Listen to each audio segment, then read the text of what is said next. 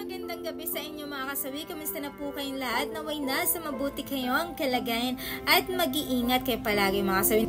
Ano ang tatlong nakaka-turn off sa isang lalaki? Ang una mga kasawi is mabaho ang kilikili.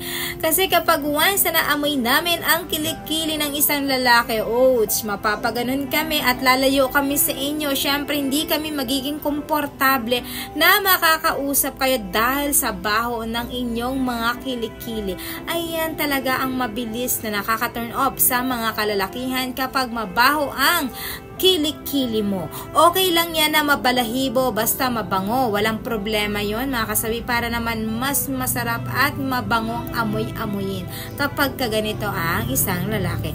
Ayan yung ating una.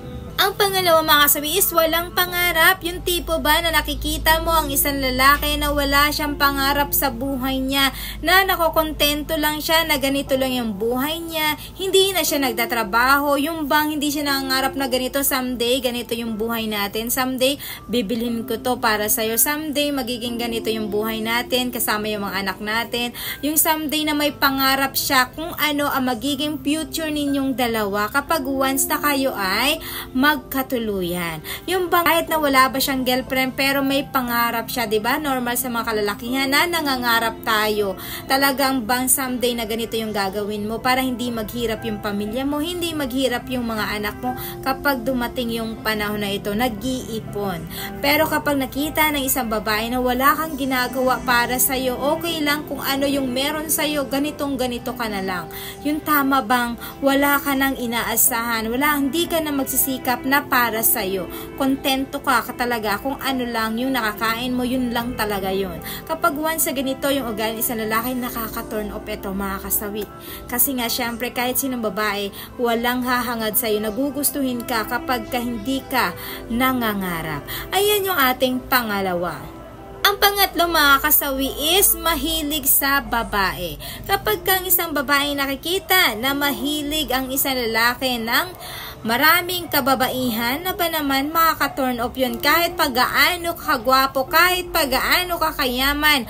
Kung ikaw naman ay babaero, kung sino-sino lang yung sinasamahan mo, sino-sino lang dinidate mo, sino-sino lang mga girlfriend mo, kahit ako hindi kita gugustuhin kasi nga napaka-babaero mo, hindi ako magiging komportable, hindi ako magiging masaya, at hindi ako magtitiwala sa'yo kapag ka ikaw ay babaero, yung mahilig ka sa mga kababaihan.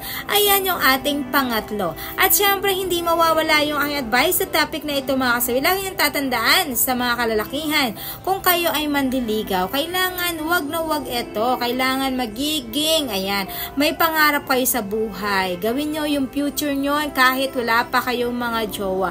Maglinis kayo ng inyong mga kilikili, ayan, para naman hindi kayo nakaka-turn off. Para paglabas nyo pa lang, ang bango-bango nyo na. Para naman kayong mga kababaihan ay talagang hindi matuturn off sa inyo. At syempre, ang pinakalas, kailangan nyo palagi na magiging kontento kayo sa isang babae lang, wag kung sino-sino, kasi nga kahit ikaw pa ang pinakamayaman sa buong mundo, pero kung ikaw na may babaero, walang tatagal sa'yo na mga babae.